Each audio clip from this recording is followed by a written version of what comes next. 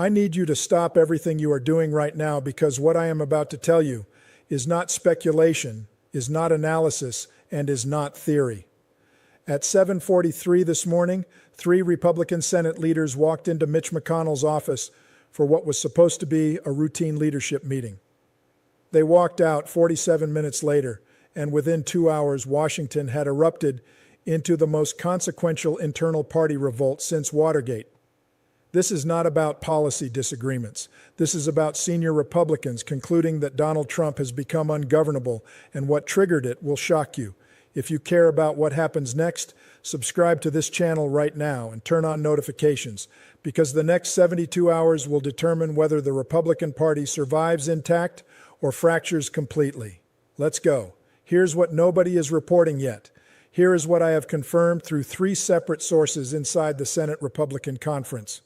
Wednesday morning, 2:17 a.m. Donald Trump places a call to the Senate Majority Leader. He demands an immediate vote on what he calls the Emergency Powers Expansion Act. He gives an ultimatum. Pass it by Friday or I primary every single one of you. He threatens to campaign against Republicans in their own states. 6:30 a.m. leaked audio surfaces. A recording of Trump privately saying, and I quote, "I do not need the Senate. These people work for me." The audio circulates among senior Republicans. The reaction is not fear. It is fury. 7:43 a.m., an emergency meeting is convened. McConnell, Thun Barrasso, Corneline 47 minutes behind closed doors. And what those 4 men decided in that room represents the most significant challenge to Trump's authority from within his own party ever. To understand why this morning's revolt is so significant, you need to understand how Donald Trump has controlled Senate Republicans for the past 8 years.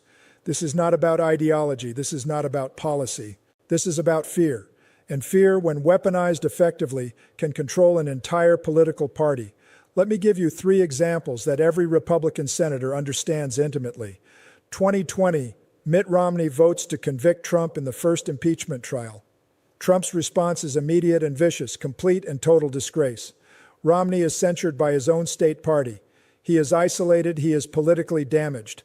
The message is sent to every other Republican senator. Defy me and pay the price. It's 2021. Bill Cassidy votes to convict in the second impeachment. He does everything humanly possible to rehabilitate the relationship. He humbles himself publicly. He votes with Trump on every major issue. He chases approval that never comes. And the moment he stops being useful, Trump endorses his primary challenger anyway. The message is reinforced. Loyalty to Trump is never protection. It is a delay. 2023, Kevin McCarthy negotiates a debt ceiling deal. Trump privately disapproves. Within weeks, McCarthy is removed as Speaker of the House. The message is crystallized. I can destroy anyone at any time for any reason. This is how authoritarian control works in practice. You do not need to punish everyone. You just need to make examples. And once the examples are made, fear does the rest of the work for you. For 8 years, that fear has been absolute.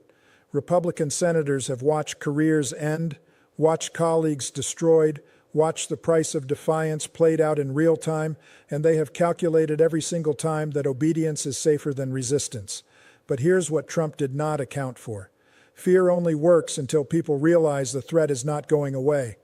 And that realization just arrived because 3 factors converged this week that changed the calculation completely. Factor 1, the electoral math has shifted. The 2024 Senate map is brutal for Republicans. 23 Republican seats are up for election, only 11 Democratic seats. And polling shows the Trump Association is now a net negative.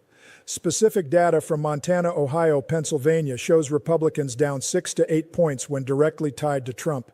One senator told a colleague, and I am quoting here, "I can defend conservatism. I cannot defend chaos." Factor 2, the Greenland disaster is not just embarrassing, it is dangerous. NATO allies are alarmed. The defense establishment is reveling. A retired 4-star admiral told reporters, "This is not strategy, this is instability." Senate Armed Services Committee members are furious because they understand what the rest of the country does not. When you threaten military action against allied territory, you are not negotiating. You are destabilizing the entire international order. Factor 3, the legal walls are closing in. Multiple criminal cases are accelerating. The Supreme Court is declining emergency stays. Trial dates are firming up. And a senior Republican lawyer said privately, "We are going to nominate someone who might be in federal custody by November." When you combine electoral vulnerability, foreign policy, recklessness, and criminal exposure, you get a very different cost-benefit analysis. Suddenly, defending Trump is not just uncomfortable, it is political suicide. According to two sources who were briefed on the meeting, here is what happened inside Mitch McConnell's office on Wednesday morning. The participants were McConnell himself, the Senate Minority Leader and the institutionalist, John Thune, the Minority Whip, the pragmatist, John Barrasso, the conference chair, the loyalist under pressure, and John Cornyn, senior member from Texas, representing the electoral calculation every Republican is making right now. McConnell started by playing the audio, the full 3-minute recording of Donald Trump saying, "I do not need the Senate, these people work for me." He played it twice. Nobody spoke. The silence in that room, according to one source, was suffocating because every person sitting at that table understood what they were hearing. This was not a president frustrated with Congress. This was a president declaring Congress irrelevant. Then came the key exchange. John Thune spoke first. "We cannot defend this. Not the Greenland rhetoric, not the emergency powers demand, not the threat to primary our own members. We cannot go on television and explain this to voters who are already exhausted." John Barrasso responded, and you can hear the conflict in what he said. "If we oppose him publicly, he destroys us individually. You know this. We have watched it happen. Romney, Cassidy, Cheney, everyone who stood up, they are gone, or politically irrelevant. How is this different?"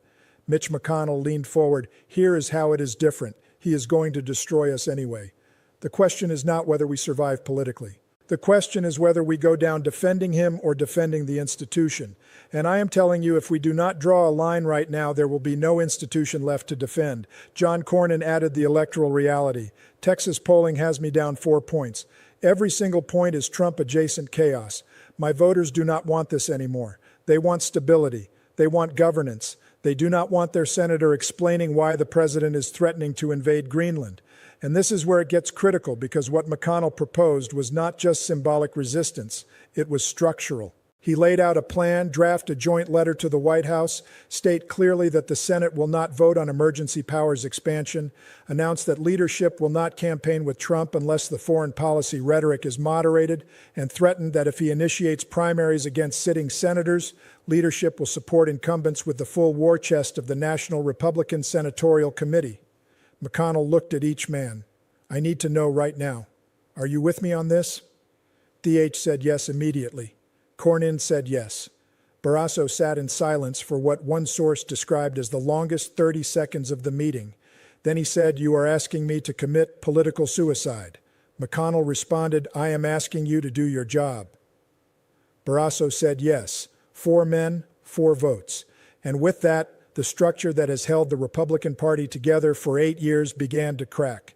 What happened next moved with stunning speed. 9:15 a.m. McConnell personally called 15 senior Republican senators. The message was simple and direct. "We are doing this. Are you with us?" 3 immediately committed.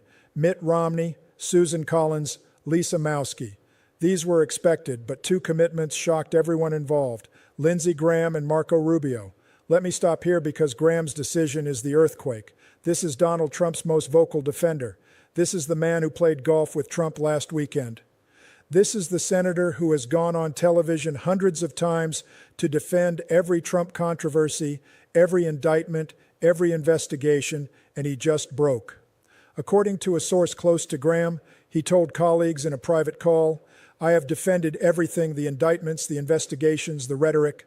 I have stood by this man through circumstances that would have ended any other political career, but I will not defend threatening to invade Allied territory. I will not defend dismantling Senate authority. I will not defend calling senators who disagree with him traitors. There is a line, and he just crossed it." 10:47 a.m. The letter was drafted. 5 pages legal language, constitutional framing. The key phrase, and I am reading this directly from a copy I've seen, "We can no longer in good conscience enable conduct that threatens constitutional order and undermines the institutional prerogatives granted to the United States Senate." 12 signatures were committed before noon. 11:30 a.m. Donald Trump got word. According to sources, an aide alerted him via encrypted message. The message read, "Connell and 11 others signing letter opposing emergency powers going public today." Trump's response, according to leaked texts that circulated among White House staff, was all capital letters, traitors, all of them. Watch what happens. He immediately began calling loyalists. 12:15 p.m.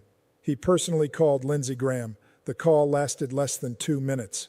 According to someone briefed on the conversation, Trump said, "You are dead to me." Graham responded, "Then I am dead." The call ended. Trump called Marco Rubio. "I made you. I will destroy you." Rubio, according to the same source, said, "You're destroying yourself. Do what you need to do." Trump tried calling Mitch McConnell 3 times. McConnell did not answer. 1:40 p.m.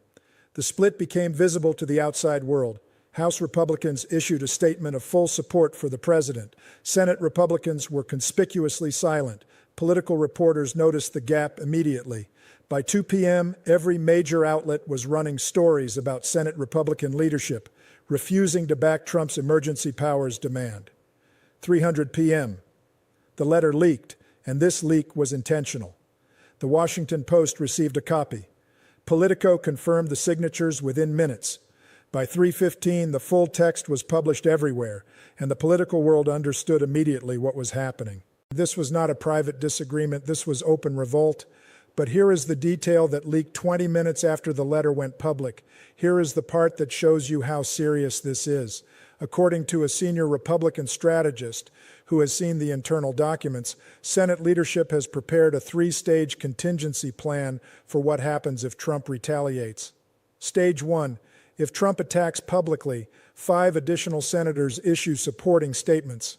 Leadership holds a press conference. The message is clear. We respect the presidency, but we serve the Constitution first. Internal assessment gives this an 80% probability of happening. Stage 2. If Trump initiates primary challenges, the Leadership Political Action Committee commits $50 million to defend incumbents. The National Republican Senatorial Committee refuses all funding to challengers. Corporate donors are mobilized. The message becomes the Senate conference stands together. Probability 60%, stage 3. And this is the one that should terrify everyone. This is the plan they hope never to execute. If Trump continues escalation, the Senate moves forward with a formal resolution limiting executive emergency powers. This would require a bipartisan coalition with Democrats. It could include a potential censure vote. The message would be constitutional limits are non-negotiable. Probability 30%. One senator involved in drafting this plan told a colleague, and I am quoting directly, "We have war-gamed every scenario. If he wants a fight, we are prepared to fight. But he needs to understand something fundamental. This time, we are not backing down." Hit that like button right now if you are starting to see how this connects, because what I am about to tell you about the Democrats' response is going to change your entire understanding of what is happening here. While Republicans were tearing themselves apart Wednesday afternoon, Senate Democrats held their own closed-door meeting. And according to sources in the room, Chuck Schumer made a calculation that will define the next phase of this crisis. Democrats face 2 options. Option 1, exploit the chaos, attack Trump and Republicans together. Frame this as GOP civil war proves unfitness to govern campaign on the dysfunction. The political upside would be enormous, but the risk is that Republicans reunify against a common enemy. Democrats become the external threat that pulls the fractured party back together. Option 2, enable the revolt. Stay silent publicly. Offer quiet support for constitutional measures. Let Republicans own the split completely. The political upside is more moderate, but the strategic advantage is that you remove Trump's ability to make this about partisan warfare. According to 3 sources familiar with Schumer's thinking, he chose option 2. And here is why that matters. This is political aikido. By not attacking, Democrats remove Trump's most effective weapon. When Republicans revolt and Democrats stay silent, the story becomes solely about Trump versus his own party, and that is a narrative Trump cannot win. Behind the scenes, Democratic leadership sent guidance to allies. No statements criticizing the Republican letter, no celebrations on cable news, no victory laps.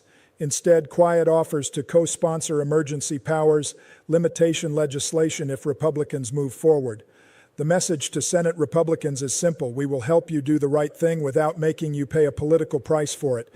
And the Republican response to this strategic silence has been remarkable, because when Democrats do not provide an enemy to rally against, the internal fractures widen instead of healing. Wednesday evening, 4:30 p.m. Donald Trump's True Social account exploded. 27 posts in 90 minutes, all capital letters. Rhinos destroyed the party, primary them all. Senate leadership equals deep state. The fury is visible and uncontrolled. 5:15 p.m., the first primary challenge was announced. A MAGA-aligned challenger filed paperwork in South Carolina. The target, Lindsey Graham. Graham's response delivered to reporters outside the Senate chamber was 4 words: "Bring it on." 6:40 p.m. Fox News primetime coverage split in real time. Sean Hannity defended Trump without reservation. Laura Ingraham expressed serious concerns about the Greenland rhetoric. Tucker Carlson said, "Republicans are finally showing spine." Conservative media, for the first time in years, is no longer speaking with one voice. 8 p.m. corporate donors reacted. 3 major Republican donors issued a joint statement. "We support constitutional governance and institutional stability. This is code. This is the business community saying we are backing the Senate, not Trump." 9:30 p.m., the count reached 17. 17 Republican senators now publicly aligned with the McConnell letter. 5 more privately committed but not yet public. And the magic number everyone is watching is 18. 18 Republican senators plus all Democrats would be enough to block emergency powers expansion. 18 means Trump loses. But what happened overnight while Trump was rage posting and Washington was reeling reveals something even more significant about where this crisis is heading. Thursday morning, 6 a.m., internal Republican polling data leaked to Politico. The numbers are devastating. Generic Republican candidate in swing states +2. Same Republican candidate with Trump endorsement -4. That is a 6-point swing when Trump gets involved. And that 6-point swing is the difference between holding the Senate and losing it completely. 7:30 a.m. Here is something nobody is reporting. Here is what 3 different Senate offices confirmed to me directly. 42 Republican Senate staffers signed an internal letter. "We cannot in good conscience continue defending the indefensible." The letter threatened mass resignations if their senators backtrack on the McConnell letter. This is unprecedented. Junior staffers are forcing their bosses' hands. When the people who answer phones and draft statements refuse to do the work, the entire operation collapses. 8:15 a.m. The business community weighed in. The United States Chamber of Commerce issued a statement. Constitutional stability is essential for economic growth and investor confidence. Translation: stop the chaos or we stop the funding. The National Association of Manufacturers echoed the message within the hour. Corporate America just told Senate Republicans which side of this fight to be on. 9 a.m., international pressure arrived. The United Kingdom Prime Minister's office issued a diplomatic statement. "We are alarmed by rhetoric regarding the territorial integrity of allied nations." Germany followed. France followed. The NATO Secretary General released his own statement. Article 5 commitments are sacrosanct and non-negotiable. Our closest allies just publicly rebuked an American president. And Senate Republicans are reading these statements, understanding that Trump has created a genuine international crisis. Do you see what is happening here? Trump is facing pressure from his own senators, from staff, from donors, from media, from international allies. This is not a single front. This is encirclement. And when you are surrounded, you have 2 options: retreat or escalate. 10 a.m. Thursday, Trump chose escalation. He announced an emergency rally. Location: South Carolina, Lindsey Graham's home state.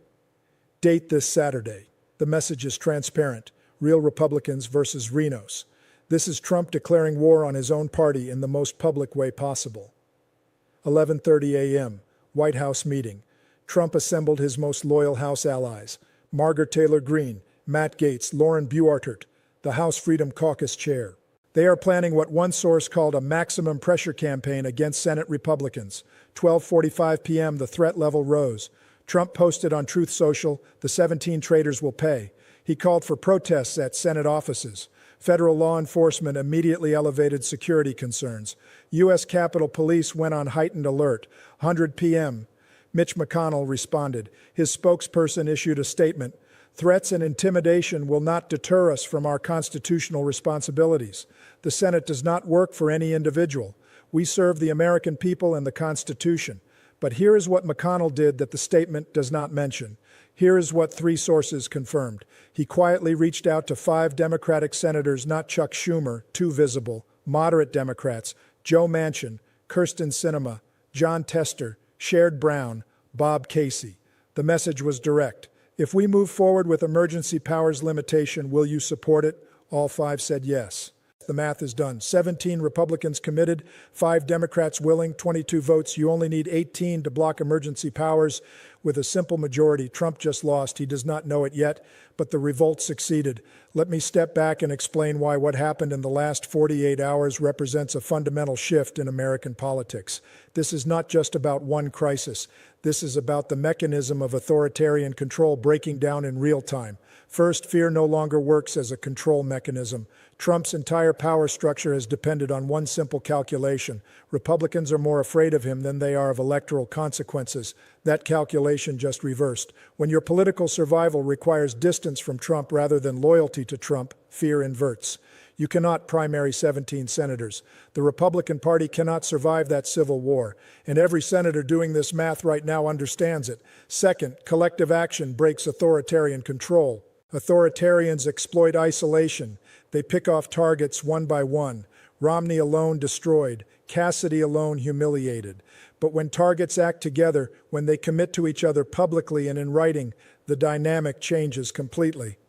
McConnell's genius was making this structural, not individual. Nobody can be singled out when everybody signs the letter. The risk is shared. The protection is mutual. Third, institutions can resist when they choose to. The Senate has constitutional authority that Trump needs. Emergency powers require Senate approval. Judicial nominations require Senate confirmation. Budget authority rests with Congress. For 8 years, the Senate voluntarily surrendered that authority because individual senators feared individual consequences. Now they are reclaiming it. And this demonstrates something critical. The weakness was always a choice, not an inevitability. So what happens in the next 48 hours? I'm going to give you 3 scenarios with honest probability assessments. Scenario 1, Trump backs down. He moderates the rhetoric. He drops the emergency powers demand. He claims mission accomplished. We move the conversation. Everybody declares victory. Probability 25%. Scenario 2, stalemate. Trump continues attacks but does not escalate to full primary war. Senate holds firm but does not advance emergency powers limitation. Uneased to taunt through the election, the fracture continues in slow motion. Probability 50%. Scenario 3, full rupture.